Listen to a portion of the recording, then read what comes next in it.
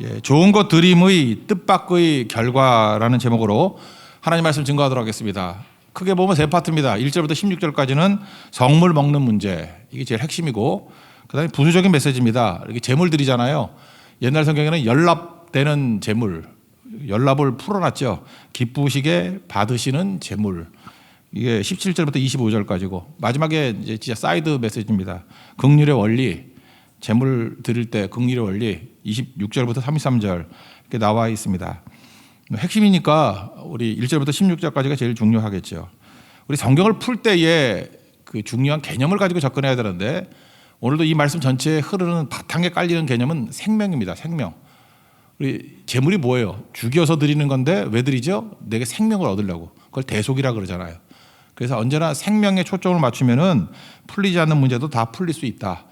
우리에게는 크게 보면 두 가지 길이 있습니다. 생명의 길이 있고 죽음의 길이 있다. 언제나 생명의 길을 걸어가는 종이 됐다. 이게 성경을 푸는 가장 중요한 핵심이고 우리가 걸어야 될 길이라고 생각을 합니다. 차례대로 살피겠습니다. 첫 번째는 성물을 먹는 문제, 1절부터 16절까지 내용입니다. 쉽게 얘기해서 제사장이 먹는 음식을 말하는 것입니다. 높은 기준과 되게 까다롭습니다. 전제는 뭐냐? 우리 이러죠. 뭘 먹으면 내가 거룩해진다고 생각하죠. 아니라는 거예요. 거룩한 몸이 거룩한 음식을 먹어야 된다. 이게 개념이에요. 그러니까 굳이 말한다 그러면 하나님께서 왜 제사장이 이렇게 까다롭게 이렇게 거룩한 음식, 이 성물을 먹으라 그랬느냐? 우리를 거룩한 몸으로 만들기 위해서. 이게 맞습니다. 그러니까 하나님의 이게 숨겨진 의도예요. 하나님께서는 우리가 어리석으니까 말해도 말귀를 못 알아듣잖아요. 그래서 엉뚱하고 좀 이렇게 엄격하게 하는 것들을 이게 명령으로 행하라 그러십니다. 우리는 이해 납득 공감을 못 하거든요. 그런데 하다 보면 결과적으로 뜻밖의 결과로 내가 거룩해지는구나 이렇게 깨닫게 된다라는 것입니다. 그래서 3절이 오늘 핵심인데, 몸이 부정하면서도 성물을 먹지 말라 그런 얘기 나오죠. 그러니까 성물을 먹을 때는 항상 중요한 게 뭐예요? 내 몸이 깨끗해야 돼요. 내 몸이 거룩해야 된다고. 그러니까 뭐예요? 음식 먹는 게 목적이 아니라 음식이라는 방법을 통해서 하나님께서 우리의 삶이, 우리 일상이 거룩해지길 원하는 거죠. 제사장이잖아요. 예배를 인도하고 제사를 인도하는 사람인데 얼마나 깨끗해야 되겠습니까? 그런데 그냥 깨끗하라 그러면 깨끗해지나? 그러니까 어떻게 해요? 먹는 거 가지고 네가 먹는 게 성물이니까 이거 먹을 때 함부로 먹으면 안 돼. 몸을 깨끗하게 하고 몸이 부정하면 안 되고 거룩한 모습으로 먹어야 된다. 그래서 결국은 음식 문제가 아니라 이것은 우리의 삶의 깨끗함, 삶의 거룩을 말하는 것이라는 겁니다. 우리가 다 왕 같은 제사장이잖아요. 우리 누구 하는 얘기죠. 그래서 하나님께서 어떤 때는 뭐 이렇게 귀찮고 번거로운 걸 지키게 만드시나 목적은 우리의 일상의 삶의 거룩함이 목적이다. 그렇게 얘기할 수 있다는 것입니다. 3절 다 가시겠습니다. 시작. 그들에게 이르라. 누구든지 내 자손 중에 대대로 그의 몸이 부정하면서도 이스라엘 자손이 구별하여 여호와께 드리는 성물에 가까이 하는 자는 내 앞에서 끊어지리라. 나는 여호와이니라. 여기서 줄거나야 될 게 뭐예요? 몸이 부정하면서도. 그러니까 성물을 먹을 때는 몸이 깨끗해야 된다 그런 얘기죠. 깨끗한 것으로 준비하라 그런 뜻이라는 것입니다.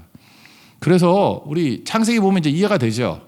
하나님께서는 아벨과 가인의 제사를 드렸는데 아벨의 제사는 받으셨잖아요. 근데 그거 어떻게 표현되어 있죠? 창세기 4장 4절 보니까 아벨과 그의 제물은 받으셨다. 그 다음에 가인과 가인의 제물은 받지 않으셨다. 왜 두 가지 같이 오는지 알겠죠? 제물도 깨끗해야 되고 나도 깨끗해야 되는 거예요. 그러니까 삶과 함께 가는 겁니다. 우리 예배 드릴 때도 헌금 드릴 때 헌금이 깨끗한 헌금이면 나도 깨끗해야 되는 거죠. 이게 몸이 같이 가는 거다. 이런 원리가 나온다는 거예요. 우리 순서로 볼 때 창세기가 먼저죠. 근데 유대인들은 뭐부터 배운다고요? 레위기부터 배운다고. 레위기를 철저히 다 배우고 난 다음에 창세기 읽어보니까 진짜 장난이죠. 되게 쉽죠. 뭐 당연한 얘기지. 그죠?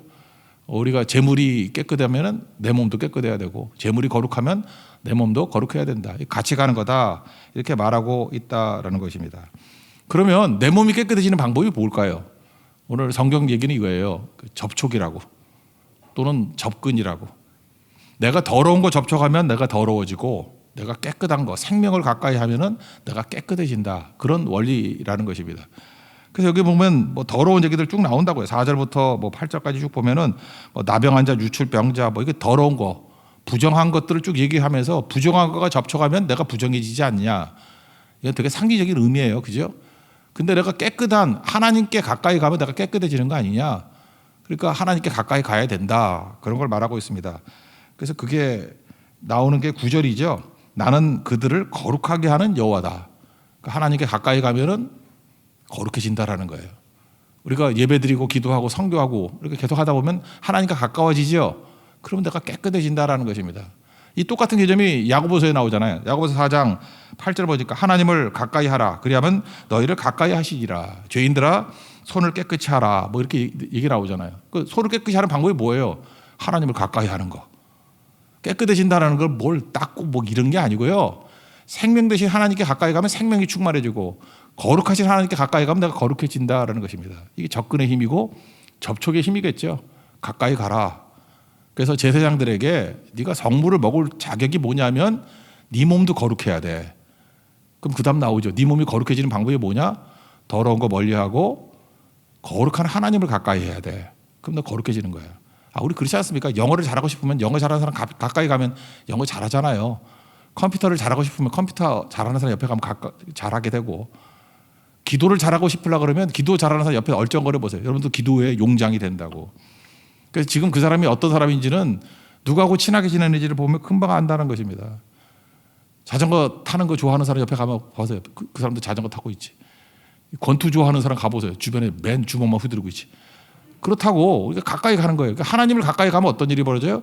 거룩해지고 깨끗해지고 그렇다. 그래서 변화의 원동력은 뭐냐? 접근하는 거다. 가까이 가는 거다. 그거를 말해주고 있다는 것입니다. 하나님께서는 우리를 찾아오십니다. 그래서 제가 여러 번 얘기를 했죠. 그 로마 시스틴 성당 그 가보면 그 천지창조 있잖아요. 미켈란젤로 천지창조. 그 그림 한번 보여주세요.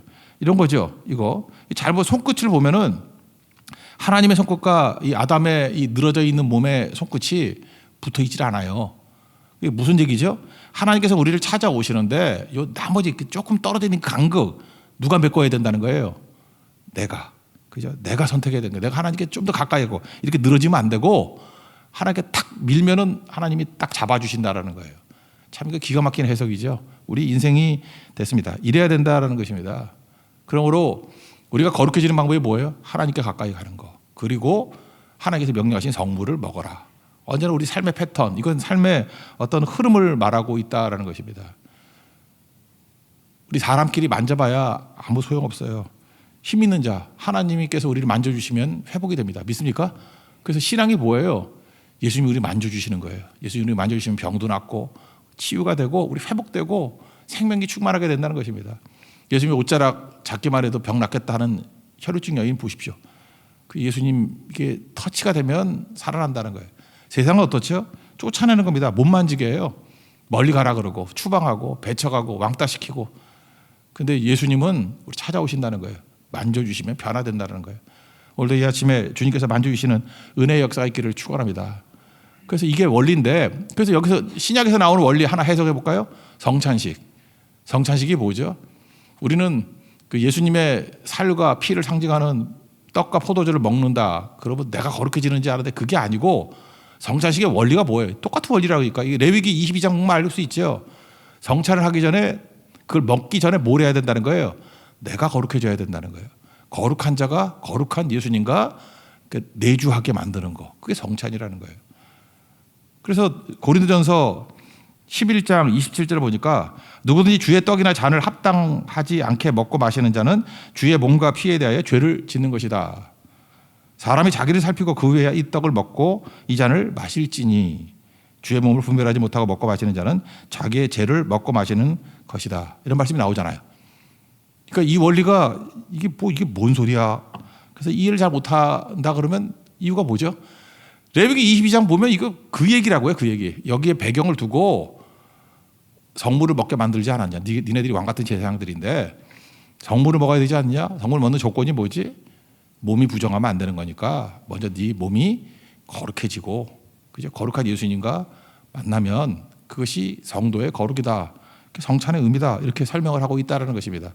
그러니까 바울의 설명의 내용이 뭔지 아시겠죠? 그러니까 이 레위기가 성경 모든 것을 푸는 기초의 기초, 베이직한 거. 여기서부터 출발이 된다는 것입니다. 그리고 잊지 마십시오. 하나님의 거룩함으로 우리에게 초대하셨습니다. 그러기 위해서 할 일이 뭐예요? 내가 거룩한 자가 되는 거예요. 내 삶이 거룩한 자가 되고 정결한 자가 되는 거. 그게 힘입니다. 오늘도 하나님의 은혜 가운데 살 수 있는 믿음의 종 되기를 바랍니다. 그 다음에 이제 부수적으로 나오는 게 뭐냐면 일반인들은 성물 못 먹는다 그런 얘기죠. 근데 예외와 융통성이 있다라는 거예요. 그게 뭐냐면 집에 돈 주고 산 종이라든지 뭐 시집 갔던 딸이 뭐 다시 돌아온다든지 뭐 그런 거 있잖아요. 그럴 때 먹어도 된다. 그러니까 핵심은 융통성이에요. 뭐냐면은 살리는 게 우선이다. 생명이 우선이다. 그런 거라는 것입니다. 이거는 뭐 한번 읽어보죠. 10절부터 13절까지 읽겠습니다. 시작. 일반인은 성물을 먹지 못할 것이며 제사장의 객이나 품꾼도 다 성물을 먹지 못할 것이니라. 그러나 제사장이 그의 돈으로 어떤 사람을 샀으면 그는 그것을 먹을 것이며 그의 집에서 출생한 자도 그렇게 하여 그들이 제사장의 음식을 먹을 것이며 제사장의 딸이 일반에게 출가하였으면 거제의 성물을 먹지 못하되 만약 그가 과부가 되든지 이혼을 당하든지 자식이 없이 그의 친정에 돌아와서 젊었을 때와 같으면 그는 그의 아버지 몫의 음식을 먹을 것이니라. 일반인은 먹지 못할 것이니라. 여기 예외를 주고 있죠. 뭐예요? 원래 제사장만 먹어야 되는데 돈 주고 산 종들도 먹을 수 있다. 그러니까 이 성물에 대해서는 상당히 융통성 있고 예외가 있다라는 것입니다. 그리고 혹시 모르고 먹었으면 어떻게 하라고요? 가산세 20% 내는 거. 그걸 뭐라 그러죠? 속건제. 벌금이죠, 벌금. 속건제 내면 된다. 이 14절 읽겠습니다. 시작. 만일 누가 부지 중에 성물을 먹으면 그 성물에 그것의 5분의 1을 더하여 제사장에게 줄지니라. 그러니까 융통성과 예외가 있는 거죠. 먹는 거에 있어서는. 이거 성경 어디 나오죠? 이게 레위기를 먼저 공부를 했다 그랬죠. 그 다음에 나오는 게 뭐예요? 사무엘상 21장 같은 데 보니까 사울 왕에게 다윗이 도망 다닙니다. 그러다가 부하 400명하고 어디 먹을 데가 없으니까 거기 가잖아요. 이때는 400명 전이다. 아둘람 전이니까. 몇 명이 도망쳤어요.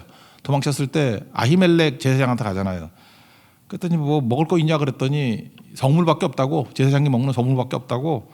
그랬더니 뭐라 그러죠? 니네들이 여자를 가까이 하지 않았으면은 그러니까 니네가 깨끗하면 이게 거룩하면 줄게 그랬다고. 그러니까 예외가 있는 거죠. 줄게. 그랬더니 뭐 우리가 참으로 3일 동안 뭐 여자를 가까이 아니하였고 뭐 어쩌고저쩌고 다윗이 떠듭니다. 그랬더니 그거 먹잖아요. 그죠? 그러니까 이게 예외가 있다는 거예요.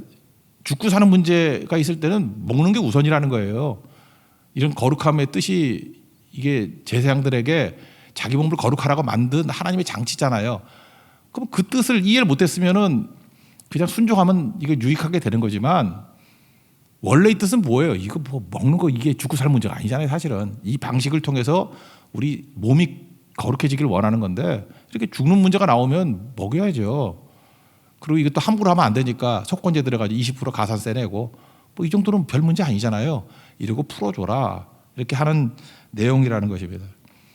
이런 거 또 신약에 와서 예수님 막 공격할 때 쓰죠. 예수님 제자들이 뭐 언제죠? 그 뭐 안식일 날 뭐 밀밭에 들어가 가지고 뭐 먹었더니 바리새인들이 와가지고 왜 안식일에 일하고 저러느냐 난리치고 그럴 때 예수님이 사무엘상 21장 말씀 인용하잖아요. 야 배고플 때 다윗이 했던 일 기억 못하냐? 제사장 외에는 먹지 못하는 진설병 먹게 하잖아.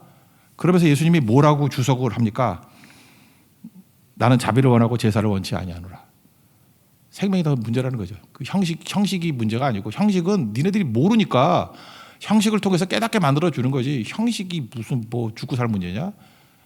자비지 자비. 불쌍히 여기는 거. 그게 핵심이다. 그렇게 말씀하고 있다라는 것입니다. 뭐 이 정도 하면 되겠죠. 그러니까 하나님 앞에서 우리가 우리가 어리석고 부족할 때 이해납도 공부 못할 때는 그냥 명령의 형태로 우리에게 주십니다. 그 명령에 순종하다 보면 이렇게 부수적인 유익이 분명히 있다라는 것입니다. 이거 그래서 성물을 먹어라. 제사장들은 성물을 먹어라. 이 장치를 통해서 제사장이 언제나 자기 몸이 정결해지기 위해서 발버둥 치게 만드는 모습으로 만들었다. 이게 핵심입니다. 두 번째 얘기 똑같은 얘기인데 기쁘시게 받으실 재물 옛날 같으면 연락받는 재물인데 그러니까 좋은 거 주라는 거죠. 좋은 거 하나님께 제일 좋은 거 드리라는 것입니다. 그래서 근데 우리 이렇게 생각하죠. 이 번제인데 여기 번제하고 화목제 두 개가 나오는데 번제 다 태워서 드리는 거잖아요. 그러면 좋은 거를 태우나 뭐 나쁜 걸 태우나 다 태우면 쟤밖에 더 남아요. 똑같다라는 거죠.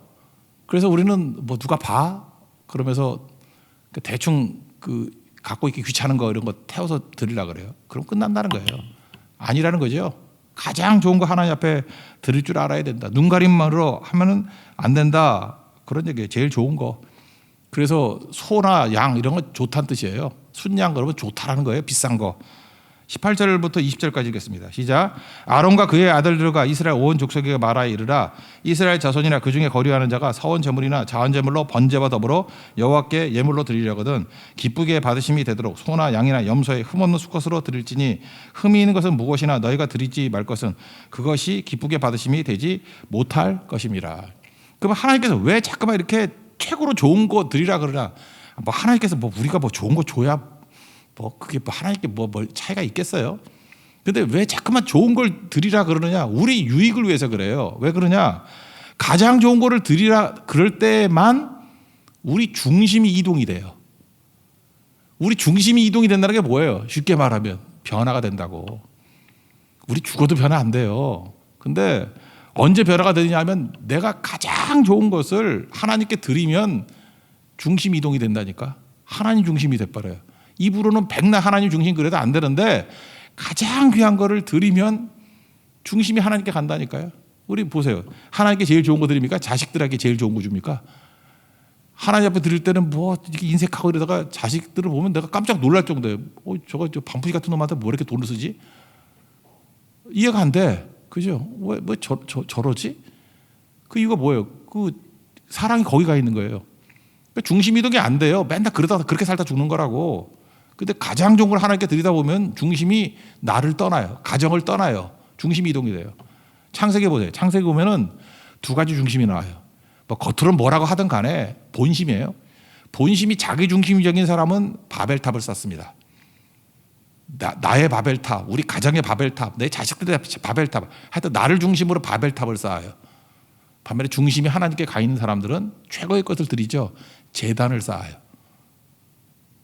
제단을 쌓는다는 게 뭐예요? 중심 이동이 하나님께 가 있다는 거죠. 하나님 중심이 된다는 거예요. 그때부터 하나님께서 내게 가장 좋은 것으로 채워주시고 인도해 주시고 그게 생명의 길이라고. 우리 다 알잖아요. 멸망의 길이 뭐예요? 바벨탑이라고. 그래서 망하는 거예요.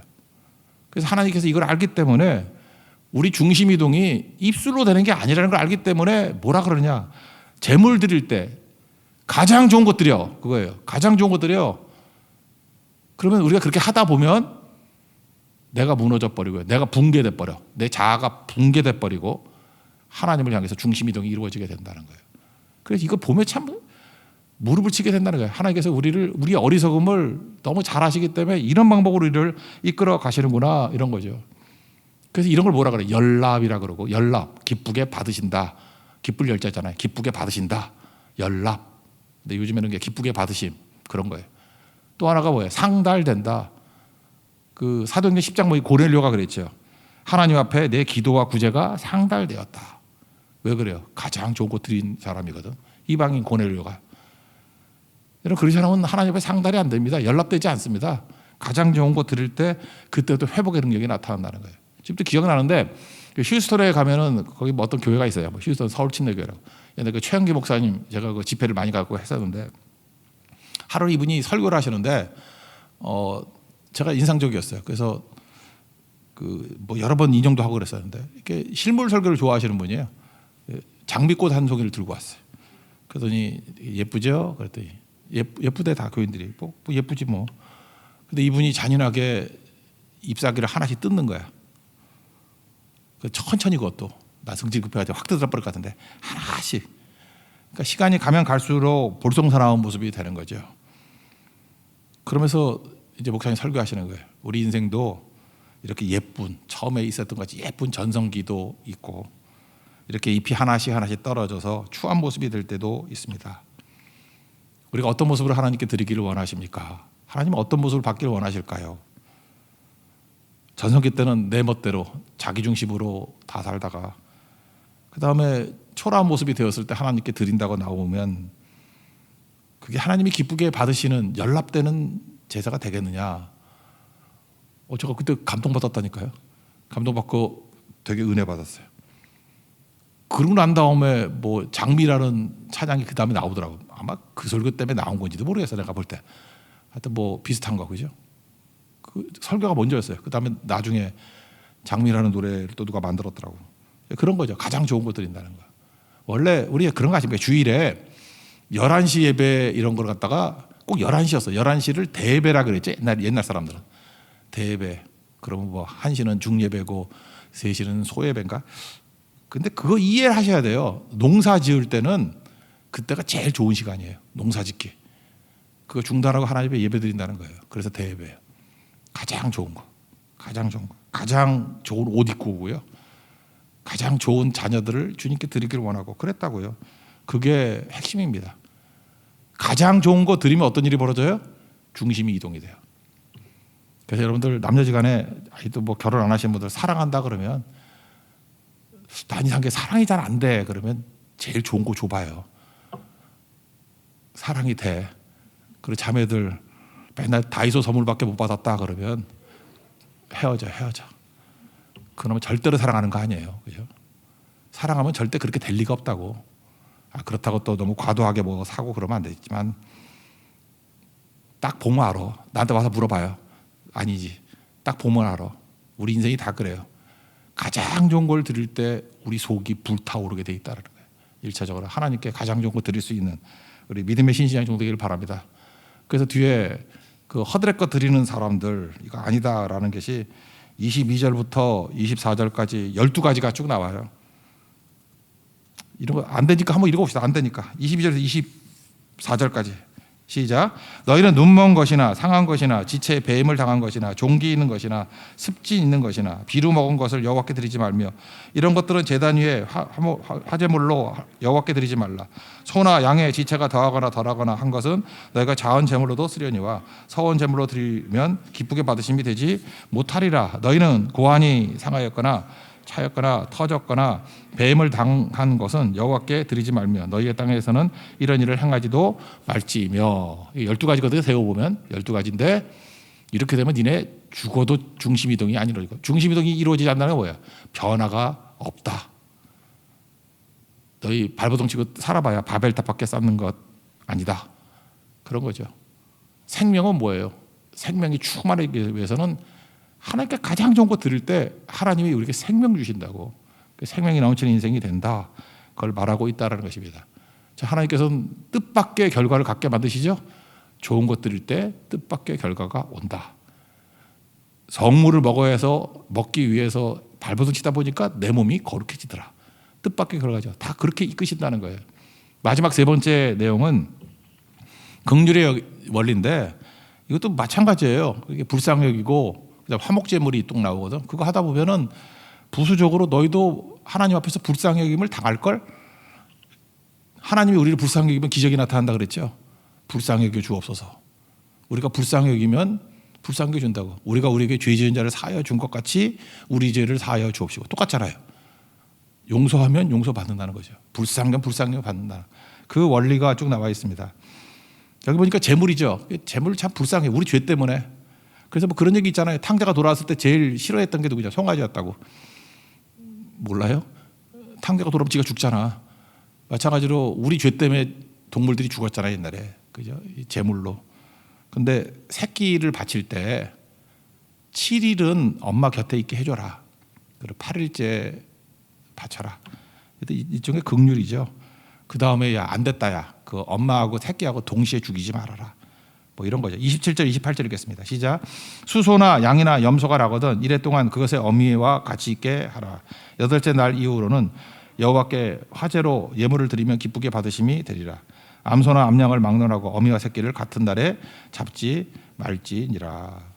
그래서 뭐 우리나라에도 그런 법 있지 않나? 요즘에 나 법을 잘 몰라서 모르겠는데 그 아버지와 아들이 잘못하더라도 동시에 감옥에 집어넣거나 그러진 않죠. 그런 거 있잖아요, 그죠? 뭐 이런 거에 뿌리를 두고 있어요. 남편과 아내가 다 사기를 쳤어. 그래도 뭐 하나만 감옥에 넣고 둘 다 넣지는 않더라고. 왜냐하면 둘 다 감옥에 가면 애들을 누가 키워? 뭐 그런 게 있잖아요, 그죠? 그게 긍휼의 원리라고. 그래서 여러분 모든 관계 속에서 긍휼이 있어야 돼. 불쌍하게. 그럼 하나님 우리를 불쌍하게 주신다. 너무 이렇게 박하고 지독하게 살지 마십시오. 그래서 불쌍하게 여기는 마음이 있을 때 불쌍함을 당한다. 그 다음에 이웃을 향한 화목제죠. 이건 뭐 인색하지 말라는 거죠. 원리 두 가지가 나오네. 돈 어디다 쓰라고요?